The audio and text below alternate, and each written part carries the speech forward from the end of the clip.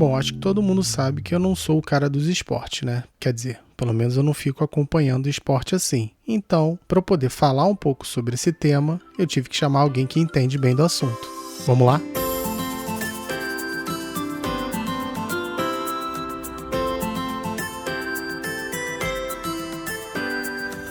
Histórias para Helena, uma produção de Gustavo Aldi.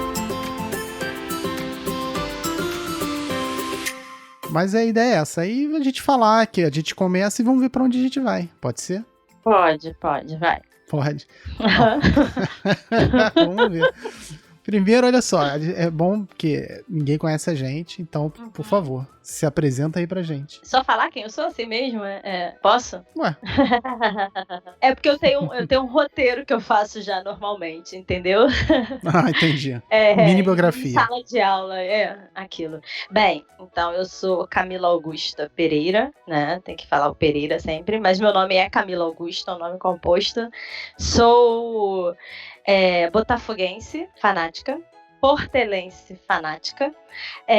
Sou a mãe do Gael, sou publicitária e sou doutora em comunicação. Pesquiso a área de comunicação de massa, né, e cidade, alinhada aos esportes, né, desde o mestrado, comecei lá em 2010, né, e em 2018 eu defendi o doutorado também na linha dos esportes, né, comunicação alinhada ao esporte. Sou professora da Faixa, Faculdades Integradas Hélio Alonso, me formei na UERJ, então é isso, acho que é isso. Né? Sou apaixonada isso pelo universo esportivo. Mas vem cá, então acho que a primeira coisa que a gente tem que levar em consideração aqui é quebrar estereótipo. Sim. Aquela besteira de que a mulher no esporte não tem, não gosta e tal. Primeiro, você é mulher, tá nos esportes e ainda é pesquisadora do assunto. Então, assim, vamos primeiro acabar com esse estereótipo de esporte é coisa de homem e mulher não pratica esporte, né? Hoje em dia eu só malho, né? Mas eu já pratiquei esporte, já joguei futebol, joguei handball. Até me arrisquei num vôlei, mas era muito ruim, muito baixinha. Então não adianta, né? Mas eu joguei futebol durante um tempo na escola, de competir, essas coisas todas. Então, eu tinha na cabeça que você jogava mesmo. Não, eu joguei só pelos campeonatos escolares mesmo, né? Tá. Mas eu sou a mais velha em 3 irmãos, né? 2 homens e uma menina. Então eu fui acostumada a brincar muito com os meus irmãos. Não tinha essa coisa de que era brincadeira de menino e menina, né? Então a gente jogava futebol na rua e os times eram sempre mistos. Minhas amigas também jogavam futebol. Então cresci, e a minha família gosta muito de esporte, então já cresci meio que no meio desse universo esportivo, né? E meio que herdei um pouco isso da minha mãe também, porque minha mãe fala que quando ela era jovem, os ídolos dela eram os ídolos esportivos, então aquela coisa de você gostar de artista, de ator, sabe? Cantores, não. Minha mãe sempre curtiu os jogadores do Botafogo, então acho que eu herdei um pouco isso dela. Mas logo né? Botafogo? Ué. Não, brincadeira.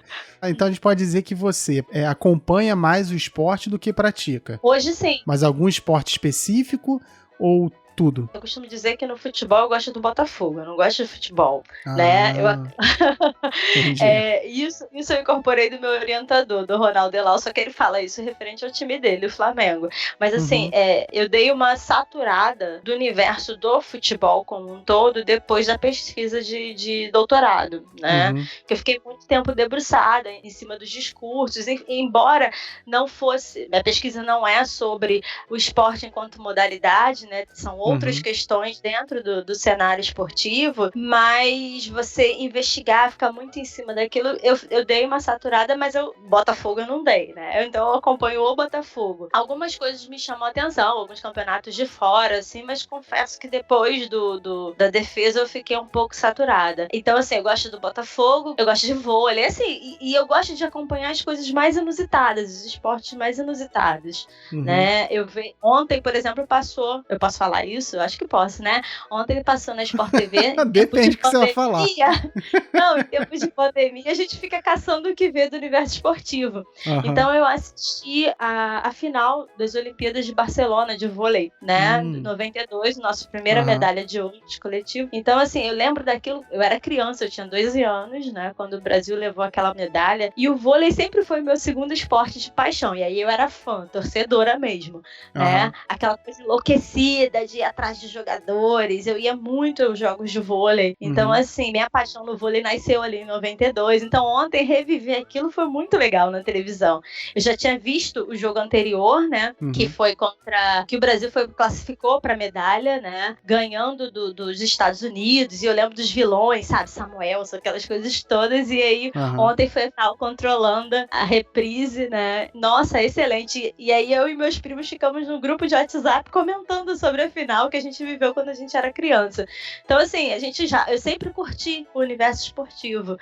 E aí eu ainda arrumei um marido que curte também, né? Um companheiro que curte. Mas ele não é botafoguense, é? Não, ele é vascaíno, doente. O teu filho escolheu algum já ou você... Gael é vascaíno. E tu tenta mudar isso dele? Não tento mais não. Tu já tentou, então.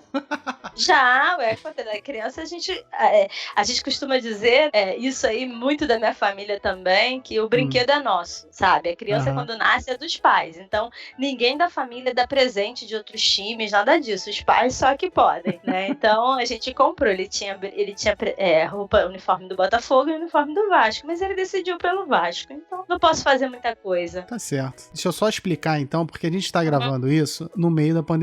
Só que isso vai ao ar daqui a algum tempo. Depois, né? Vai ser bem depois. Então fica um lembrete, uma nota pro futuro eu. Isso. Se ainda tiver pandemia agora, fica em casa, tá, Gustavo do futuro? Você também, Camila do futuro. Isso, fica em pode casa. deixar. Estamos em casa. Não, mas você falou que você torce bastante. Você é daquelas agressivas jogando ou torcendo, ou você é tranquila, não é competitiva? Não é aquele torcedor louco que não aceita nada? Tipo, é irracional. Vamos pra simplificar. Olha... Se eu ficar falando mal do Botafogo aqui, você vai ficar nervosa? Vou ficar. E aí, assim, como eu tenho 2 irmãos em casa e nenhum dos 3 tem o mesmo time, eu sou a mais velha botafoguense. O do meio é flamenguista e o mais novo é tricolor. Então, assim, ainda fui casar com um vascaíno. Então, caraca. A gente, desde criança, a gente aprendeu a lidar com essa rivalidade dentro de casa. Então, a gente sempre se respeitou muito. Principalmente, a gente via a dor e a alegria do outro, então a gente respeitava. Eu lembro muito das derrotas dos times nossos e o quanto os irmãos eram parceiros e ficavam tristes com o sofrimento. Criança, né? Aquela coisa de sentir. Então a gente não se sacaneava em casa, né? Isso não acontece. Eu sou um pouco intolerante com isso. Óbvio que todo o universo do esporte, ele rola uma rixa, uma brincadeira, só que eu confesso que eu sou um pouco intolerante porque eu não faço com ninguém. Sabe, eu não vou. Aí eu fico assim, poxa, eu não faço com ninguém, então peço que me respeite, sabe? Porque eu não sou de ficar instigando outro time. Óbvio que eu gosto quando vejo os adversários perdendo, mas eu não vou ficar me expondo a isso, cara, sabe? Exatamente, não preciso, né? Aquela coisa. Então, assim, eu confesso que eu sou um pouco irracional e às vezes eu saio dos sentidos, sabe? Eu perco na hora de falar, eu falo de verdade, não quero, não faço isso com você, então, e não tolero mesmo. E as pessoas já se assustaram com isso, sabe? A coisa da rivalidade, né? Porque você quer torcer? É engraçado a gente falar sobre isso, né?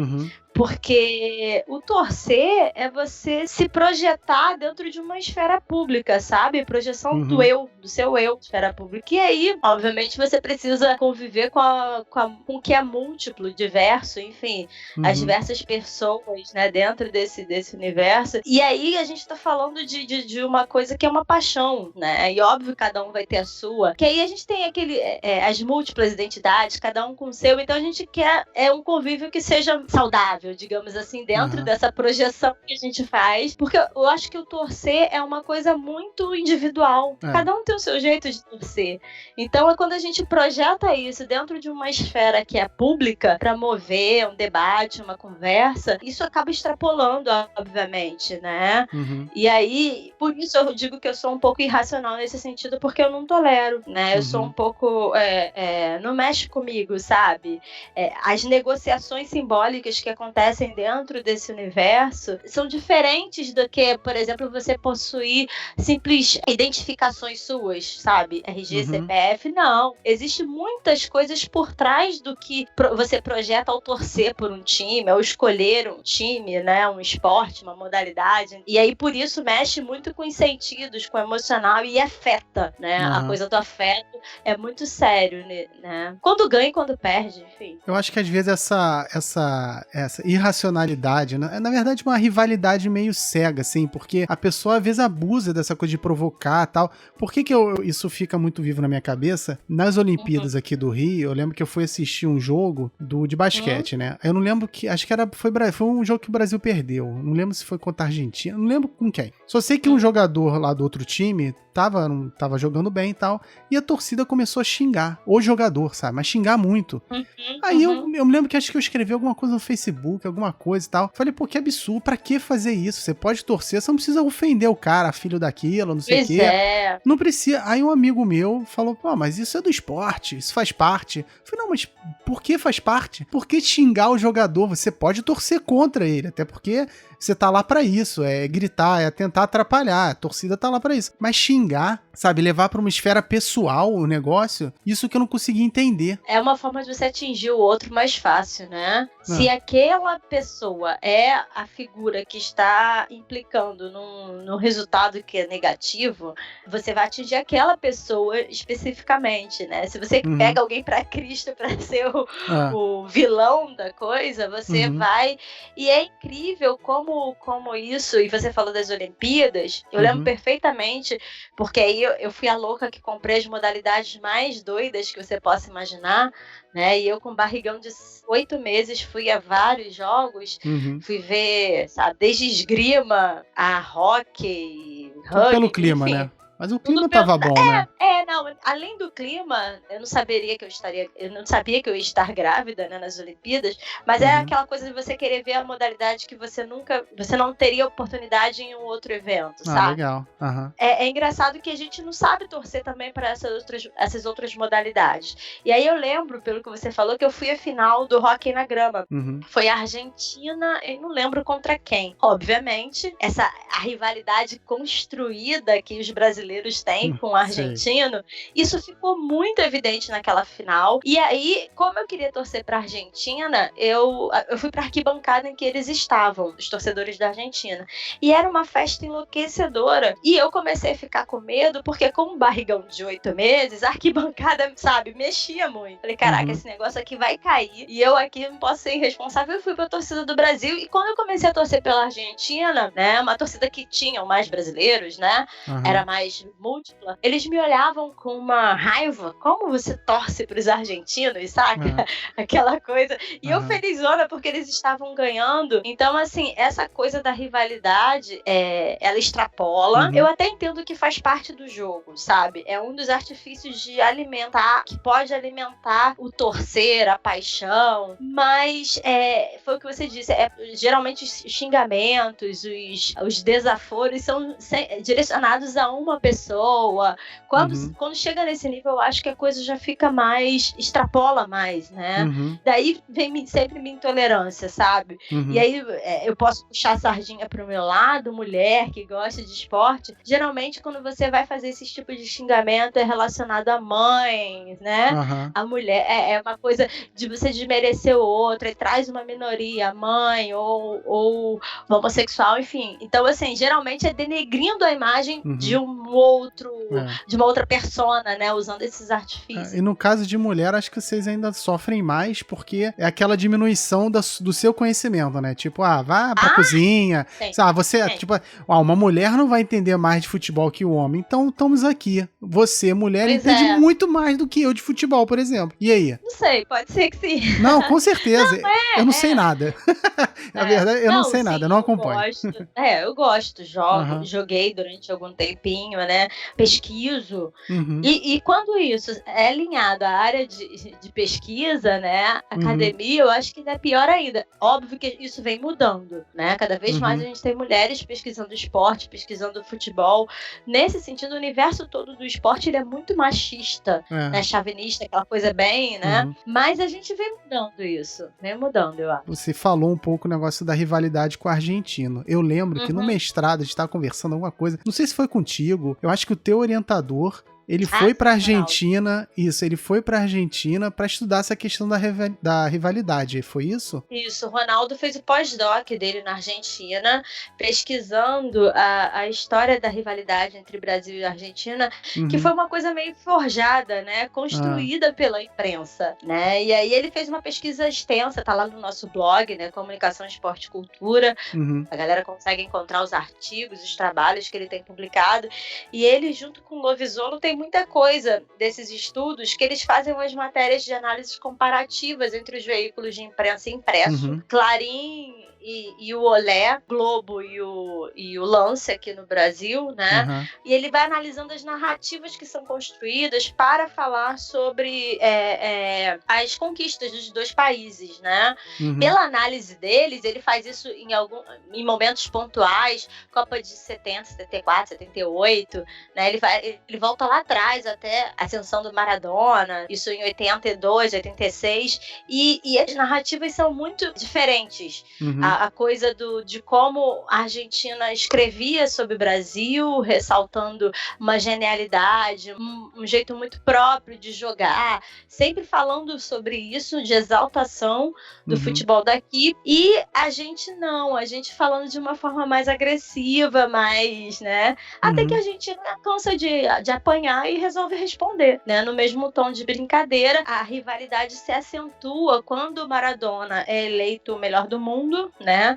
E aí começa aquela rivalidade com o Maradona e Pelé, essas coisas todas, e aí na figura do Maradona naquela seleção as coisas ficam mais evidentes dessa rivalidade, que aí o brasileiro comprou a briga, compra a ideia da rivalidade em si, né? Mas está tudo comprovado lá nas publicações do Ronaldo, né? As narrativas que cada país tem com relação ao futebol do outro, e aí de uma forma jocosa, sabe? Sempre desmerecendo o outro, e aí, obviamente, eles não ficaram calados e começaram a responder, né? No mesmo tom da brincadeira, da sacanagem. E aí a rivalidade foi construída, né? Que eu lembro quando você contou, até fiquei meio surpreso, porque eu falei, mas o argentino é legal, tipo, não tratava a gente como nós tratamos, porque meio que extrapolou do futebol, né? Virou meio que uma disputa entre países. Que eu acho que isso é uma coisa muito de brasileiro, não sei lá dos outros países, mas da mesma maneira que a gente precisa de um herói, um protagonista, a gente também precisa de um antagonista, né? E isso se deu na figura desses dois, né?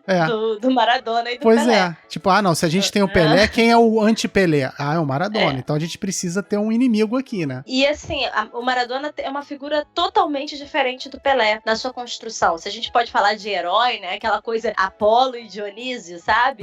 E o Maradona é totalmente dionisíaco, é o fanfarrão, né? Puxa, esses memes dele que tem rolado agora, sabe? É o cara que vai se posicionar politicamente, é o cara que vai se meter, o que a gente vê um pouco da figura do Pelé. Então, assim, o Maradona tem uma religião por trás dele na Argentina, né? Então é um negócio muito doido. A forma também como a própria imprensa argentina exalta seus ídolos, né? E compra a figura, a briga por eles, né? Por isso que a gente diz que é uma rivalidade que acabou sendo construída, que extrapolou o universo esportivo, porque até então o principal rival do Brasil no futebol era o Uruguai. E aí depois é que veio essa coisa da Argentina. Entendi. Que se vi grande vilão, quem ganhou a Copa aqui, né? Aquela tragédia foi o Uruguai, então. Em 50, né? Exatamente. Eu só sei isso que foi o nascimento da minha mãe. E ela sempre fala que ela nasceu, tava rolando a Copa. Aí eu guardei que em 1950 o Brasil perdeu pro Uruguai. Pois é, e teve um vilão nessa história que foi o Barbosa, né? Que sofre até hoje as consequências. Pois é, essas consequências que eu acho surreais, porque é algo que deveria ficar nesse campo do futebol, do esporte, da competição ali, naquele momento específico de tempo e de espaço, mas sai. Então, assim, essa animosidade que a gente vê entre torcedores acaba virando entre pessoas. Isso que eu acho que isso eu acho surreal, porque as pessoas vão se ofendendo, assim, num crescente, começa assim uma provocaçãozinha, de repente vira um xingamento. Tipo assim, uma coisa que eu acho uma palhaçada, eu falo mesmo, palhaçada, essa coisa de chamar flamenguista de mulambo, Fluminense de florzinha, tipo aqui no Rio, pelo menos, né? Cara, eu acho engraçado porque assim, eu não acompanho futebol, fato. Então tem um grupo de amigos que todo mundo lá, é um grupo, na verdade, pra discutir sobre futebol, né, a princípio. Hoje em dia discute mais política e a galera sai do grupo e tal. Cuidado, política, futebol e religião não se discutem. Não, aí é que tá, é que eu não te expliquei, tu sabe que... Pois é, para isso que eu tô fazendo esses episódios aqui.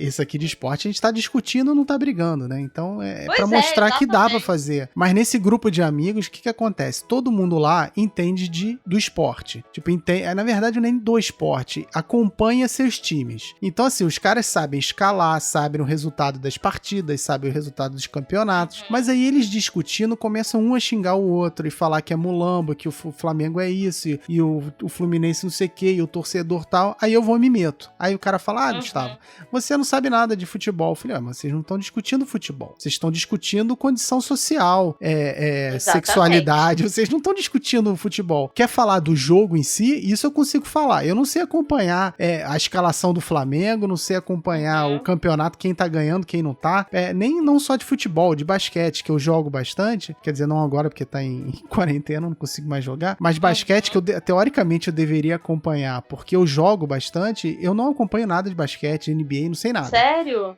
Eu adoro. Pois é, essa é a questão no esporte. Eu tava assistindo o jogo em que a NBA parou. É bizarro. Não, essa é a minha questão com o esporte. Eu tenho um limite, assim, eu gosto muito de jogar. Só que a partir do momento em que vira esporte, eu já não me interesso. Tipo assim, eu não me interesso em assistir jogo. Nenhum. De nenhum esporte. Mas eu adoro jogar. Se tu me chamar pra jogar futebol, eu vou. Chamar pra jogar qualquer coisa, eu me amarro. Então, falar sobre o jogo, sobre a dinâmica, a atividade, eu falo tranquilamente. Agora, ficar brigando por causa de futebol, fora aquela loucura da cegueira, né? O cara que adora o time e não vê nada de errado nele. Eu acho isso muito engraçado até, né, cara? O que a gente pode falar é que é engraçado porque, assim, quando a gente fala em qualquer conversa, né, aciona a temática, óbvio, a gente tá falando do futebol porque a gente tá no Brasil, enfim, tem todas aquelas questões de que é o esporte mais consumido, adorado, a coisa da paixão. Quando a gente aciona numa conversa a temática do futebol e tudo que tá em torno dele, a lembrança de algum ídolo, uma partida do dia anterior que a gente vai comentar, a gente pensar essa temática dentro de uma relação social que ela cria uma espécie de zero reciprocidade, sabe?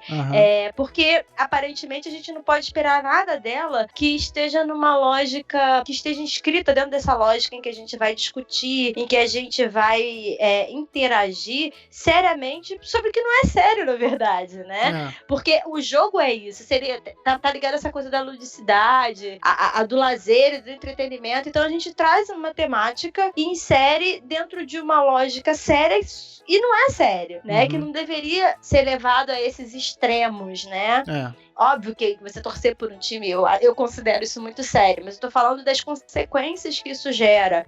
Aí a gente cai nessa máxima do que eu falei. Futebol, religião e política não se discute. Que disse isso, né? A gente se discute, mas assim, dentro de uma lógica de reciprocidade, que a gente possa aceitar o que o outro tá falando e não mobilizar essas outras temáticas que você disse que acontece no seu grupo, que não é só do seu próprio grupo, porque a gente traz essas temáticas também pra forma de torcer, né? A gente não deixa elas de lado. O futebol, ele é inserido, ele vem com uma carga simbólica de outros temas que mediam nossas relações sociais, que acabam sendo tensionadas dentro dessas outras discussões. Então, assim, a gente deve discutir sim, mas não extrapolar algo que era para ser um lazer, um entretenimento, aquela coisa, né? Aquela conversa. E a gente extrapola isso numa esfera de seriedade que a gente parte para uma agressão, para uma rivalidade que acaba sendo desnecessária. Acaba saindo do esporte, né? Vira outra discussão. Exatamente. Você mobiliza outras temáticas. Mas eu acho que isso não acontece só com o esporte. As pessoas... o que eu vejo, pelo menos hoje em dia, com toda essa questão política, é que esse modo de torcer violento no esporte, que não deveria existir também, ele acaba sendo levado pra política. Então, assim, as pessoas começam a ter o político, o seu time da política, mas assim, a gente acaba levando, às vezes, essa irracionalidade, que vem da paixão, né? Tipo, você ama um time, então você meio que apaga tudo que tá em volta e só enxerga aquilo. E você leva pra política, por exemplo, que não faz sentido, porque a política é o bem comum. Você, num jogo de futebol, numa partida, por exemplo, você vai torcer pro seu time ganhar e pro outro perder. Mas na política não tem que ser assim. Você tem que torcer pra todo mundo ganhar. Só que não. Vem esse modo de, não, pra eu ter razão, você tem que estar errado. Ou pra você tá certo, eu tava errado, então não pode. Tá tão difícil isso hoje. Não tá? É cansativo, cara. Tá difícil isso hoje, você torcer pra todo mundo. Não, olha só, não tô falando pra você torcer pra todas as pessoas. Não, eu sei. Você tem que torcer para o bem comum. Sim. Só que tem gente que às vezes não quer o bem comum, quer o bem daquele grupo lá, escrotinho e tal, mas não vou entrar nisso. Né? O próprio bem. A gente não precisa entrar nisso, mas a gente vê isso acontecendo, né? Dentro de um contexto de pandemia que estamos vivendo, cada um se acha no direito de fazer o que bem entende, né? Sem pensar no coletivo. Mas... Vou te falar que os melhores dias daqui da quarentena são aqueles que não dá tempo de entrar no Twitter. Eu não uso o Twitter, então eu não dou conta. Não, eu acabo assim, eu acompanho, porque como lá na Fiocruz eu tô trabalhando na área de comunicação, então a gente tem que estar por dentro dessa coisa da Covid e tal. Então, assim, eu acabo acompanhando, eu já tava acompanhando bem. Tipo assim, o meu Twitter, eu não falo nada nele, eu também não. Eu acompanho uns jornais, a mídia e tal, pra ver notícia, porque assim, eu não assino jornal nem nada, então eu acompanho por lá. Cara, os melhores dias pra mim é quando eu não consigo entrar, porque se eu entro, eu vejo cada coisa. Mas assim, não vou entrar nisso, senão eu fico deprimido. Eu também. É ruim. Não, falar de esporte. Pois então, voltando aqui pro esporte. Na verdade, assim, você vê essa animosidade, porque assim, eu consigo ver muito mais isso no futebol. Como que eu vejo? A animosidade? Essa coisa da rivalidade muito forte, não só no esporte profissional, mas assim, na pelada. Por exemplo, eu jogo basquete no aterro, né? Então, quando eu tô lá jogando, são 4 quadras, uma do lado da outra, uma perto da outra, né? E tipo, basquete, aí tem uma de futebol, 2 de basquete, aí 2 de futebol, uma de basquete. Então, vai intercalando. Então, a gente tá perto do pessoal que joga futebol. Cara, é só xingamento o tempo inteiro. É um xingando o outro e assim, e tentando roubar, e o cara caindo, e se jogando, e agredindo mesmo, dando rasteira e tal. E no basquete, sinceramente, eu não vejo nada disso. Não tô falando que não tem. Mas, cara, pelo menos assim, você vê o jogo, você escutar um jogo de basquete, é outro nível, pelo menos uma pelada, né? No aterro. Tô sendo bem específico. É outro nível. A gente pode pensar que, assim, tem a coisa, eu acho que tem a coisa dos times também, né? Essa coisa da rivalidade, ela foi mais acirrada pelos times. E isso a gente pode entender nos mais diversos sentidos. Por exemplo, o próprio Mário Filho, né, fala lá no Negro do Futebol, um dos primeiros livros, né, sobre o futebol no Brasil, enfim, um romance. A gente pode dizer que é um romance, né, porque tem muita coisa ali que precisa ser verificada, mas durante muito tempo foi a referência que a gente tinha para estudos sobre o futebol. Ele fala que enquanto o futebol, obviamente, não atingiu as classes mais populares, porque até então era um esporte só de elite, mas enquanto não mobilizou as classes populares também, né, numa coisa mais inclusiva, não dividiu a cidade em clãs, sabe, em grupos, que é a coisa do time. Então, quando você divide em grupos, em clãs, tem uma rivalidade aí sugerida, né, uma disputa, a coisa da competição é mais acirrada. Então, ele nem ocupava destaque, por exemplo, na imprensa. Ela não aparecia, não tinha notícia sobre o futebol. Então, assim, quando os times não apareciam, não dividiam as pessoas, né, isso não mobiliza. E aí eu acho que isso vai para essa outra esfera também da torcida, e aí extrapola e vai pro campo, né? Então, eu acho que vai pro campo, assim, quando nós, que não somos amadores, né, que praticam o futebol do fim de semana, eu acho que é mais ou menos por aí. A coisa do campeonato fica mais acirrado.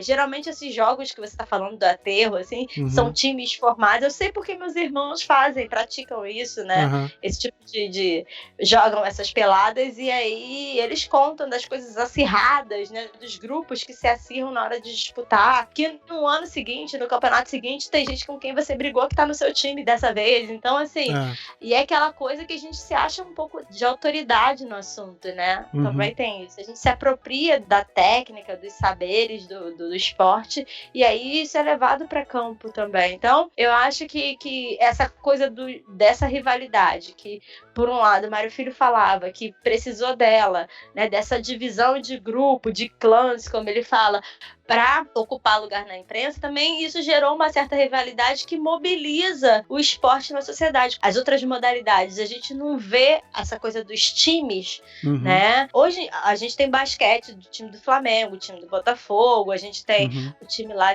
que disputam o NBB. Então, assim, mas aí é a torcida do Flamengo que vai pro jogo do Flamengo, saca? E aí você vê a rivalidade que é importada do futebol para a quadra de basquete, né? Isso eu percebo. Você vê claramente a torcida que não, essa galera não é do basquete, veio do futebol pra torcer pelo time. Exato, é isso que a gente vê. Então, assim, isso é incorporado dessa rivalidade que já vem do futebol. A gente não vê isso no vôlei, por exemplo, né? Alguns clubes do Rio têm os times de vôlei, eu sei que o Botafogo tem, o Flamengo também, tem os times de vôlei, mas a gente não acompanha essas competições, até porque isso não tem visibilidade. E aí os times que vão para as finais da Superliga, né, desses campeonatos nacionais, são times patrocinados, né? Então, assim, como é que você vai torcer pro Sesc, pro Rexona, né? É até engraçado, né? É engraçado você torcer pro marcas, né? Então, isso não cria essa rivalidade. Tentou se vender nessas finais desses campeonatos de vôlei, Osasco, não sei o que, é São Paulo. Sesc, não sei o que lá, é Rio de Janeiro. E aí tentava se... Bom, a gente vai torcer pro Rio e eles lá são São Paulo. Só que não emplacou muito, né? Essa rivalidade, eu acho que ela atinge as outras modalidades quando ela puxa um pouco da rivalidade que foi criada pelo futebol, né? Até saindo um pouco do esporte, você vê isso um pouco por exemplo, escola de samba em São Paulo. É uma loucura isso. Você tem a Mancha Verde, e aí tem a escola de samba de São Paulo, que é com a galera lá do Palmeiras, né? E aí tem a Gaviões da Fiel, tem a escola da Gaviões da Fiel. Cara, que é isso, né? E aí vem uma rivalidade do futebol comparar no samba. Então, eu acho que é muito doido pensar isso, né? Então, essa divisão, essas rivalidades que foram construídas foram necessárias também para sustentar, de alguma forma, a popularidade do esporte, sabe? Óbvio que a gente precisa ser crítico quando isso extrapola alguns universos, né?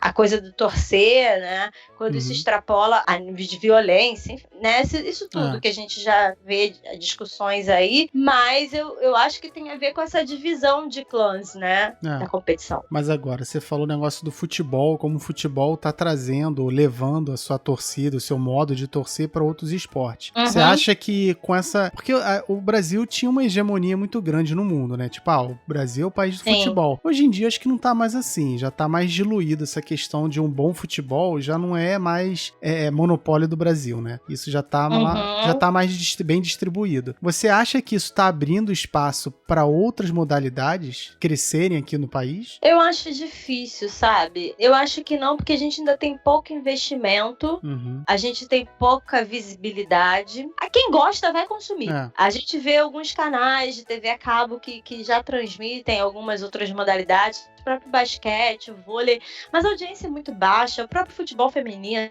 né, é muito baixo. Então, assim, não acredito nisso, sabe? A coisa do país do futebol ter ruído tem a ver também, acho que tem outras coisas inseridas aí, a coisa da Confederação Brasileira de Futebol, da FIFA, né, de uma corrupção dentro dessas instituições. Então a gente pode somar isso a diversas coisas, a seleção que não tem tanto vínculo mais com a gente, mas eu acho que tem outras questões aí também do aparecimento, né, de outras modalidades. Quem gosta vai continuar assistindo, mas eu acho que o consumo ainda é muito baixo.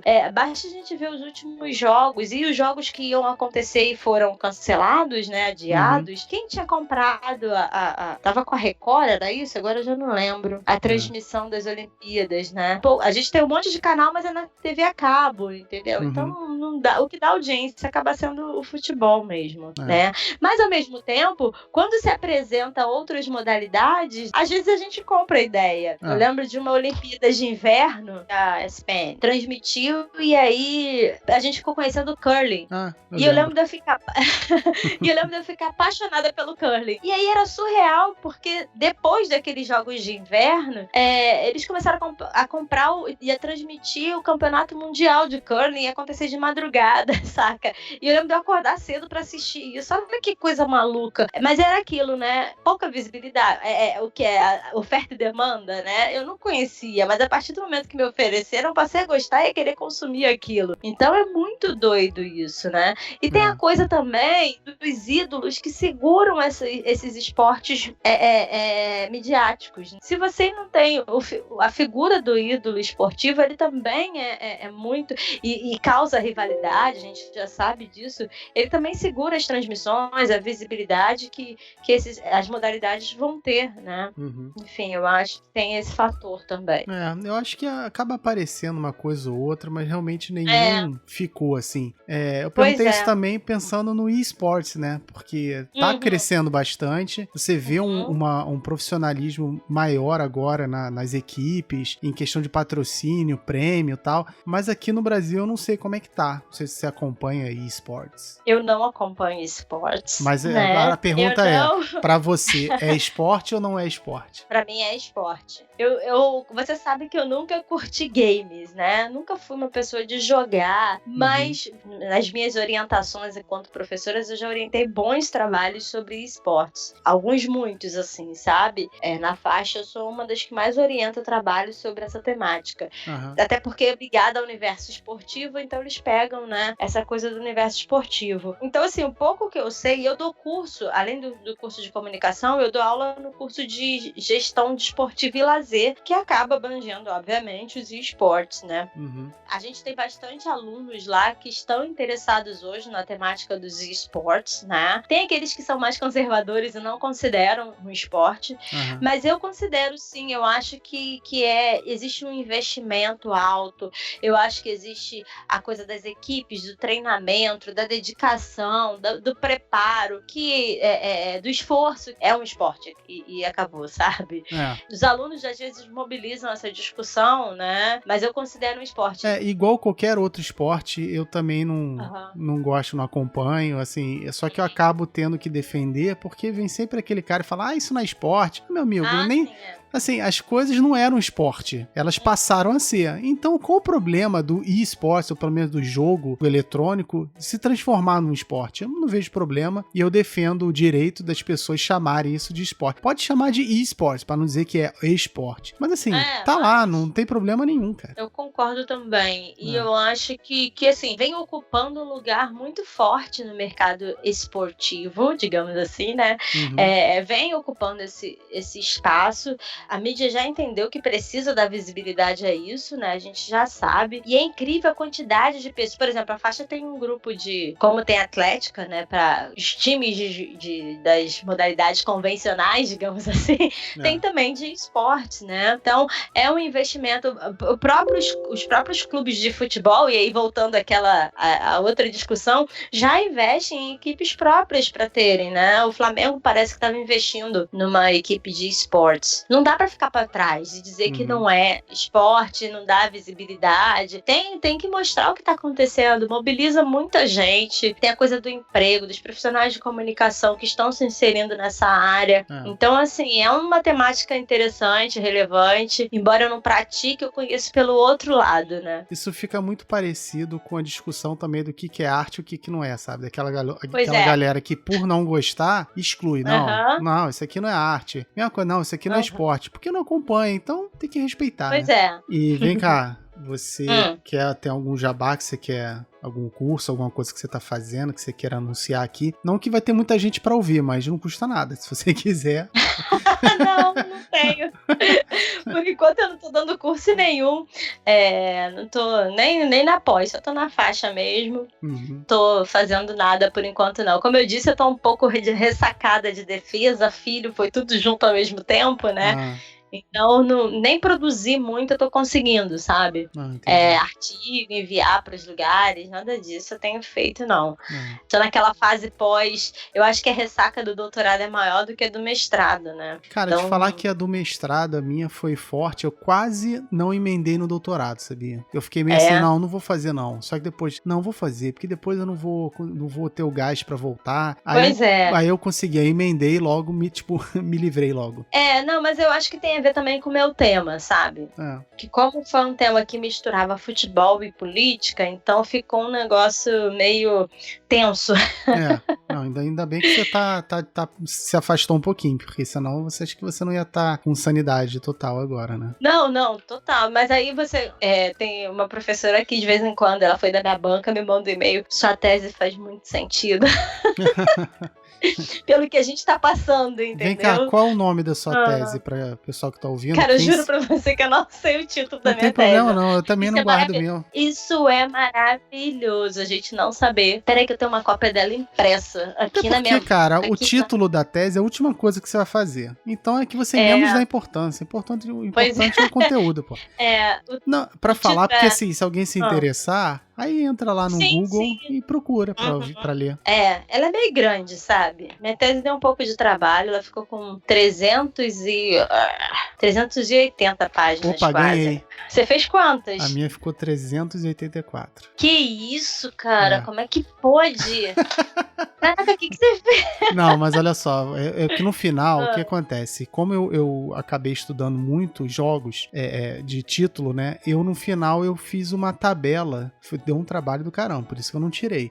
Eu fiz uma tabela com quase 1000 jogos, uma lista com distribuidor, produtor. O raio é dessa tabela. Isso, a minha também foi isso. Aí ficou enorme, assim, ficaram, sei lá, pelo menos umas 20 páginas só com essa tabela. E tem todos os jogos que eu analisei, né? Que aí cada jogo era um gráfico separado. É que no final eu botei como apêndice. Eu analisei 2 meses de 2 jornais impressos e postagens de 30 jovens no mesmo mês, entendeu? Então foi uma loucura.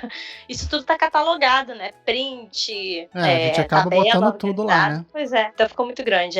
Hashtag não vai ter Copa, identidade jovem e manifestações no Rio de Janeiro em 2013 e 2014. O mestrado o título... Aí eu tenho uma pegada mais... Porque no mestrado eu vou para a área da publicidade, né? Da análise do herói esportivo, no futebol, nas campanhas publicitárias de Copa do Mundo. E aí, Guerreiros não abandonam a batalha, publicidade e identidade do herói nacional no Mundial de 2010. Maneiro. Então fica aí a dica pro pessoal que tiver interessado nessa área, até tiver alguém que queira estudar essa parte aí, vai na tese e na dissertação da Camila, que vale a pena. Apesar dela não lembrar o nome direito, ela... a parte de dentro ela sabe. É o tal do bloqueio que a gente tem, né? Pós-defesa. Camila, obrigado por ter separado esse tempo no meio de uma pandemia pra conversar. Nossa, foi ótimo. Que bom. É isso aí. Na verdade, acho que hoje em dia gravar tá sendo uma terapia, né? Pelo menos assim, eu tô criando um monte de podcast diferente. Se você sabe. Tem esse, eu tô lá na Fiocruz, eu tô fazendo. Um já tá acontecendo, o outro a gente vai começar ainda. E tem mais 2 que eu faço fora. Um sobre basquete, na verdade, sobre a pelada lá do aterro. E um outro sobre cultura pop. Então eu tô me enchendo de podcast, porque gravar pra mim tá tá sendo legal. Eu vou te dizer que a coisa da gravação pra mim não é tão agradável, embora a nossa tenha sido super agradável. Ah, que fofo. Que foge um pouco da minha rotina, porque minha rotina tem sido de lives e aulas online o tempo inteiro. Eu imagino você. Então isso é um pouco tenso, né? Uhum. E aí fica nervoso com a internet que cai, a internet que não cai, o sinal melhor tá travando, não tá travando, enfim. Mas pensa que gravar comigo é o momento, é o recreio, eu tô recreio. Pois é, falar dessas coisas acaba sendo uma diversão mesmo, né? A gente debater temáticas que a gente gosta, né? Enfim. Que bom. É isso. Então, obrigado, Camila. De nada. Conte comigo. Precisando, só me chamar.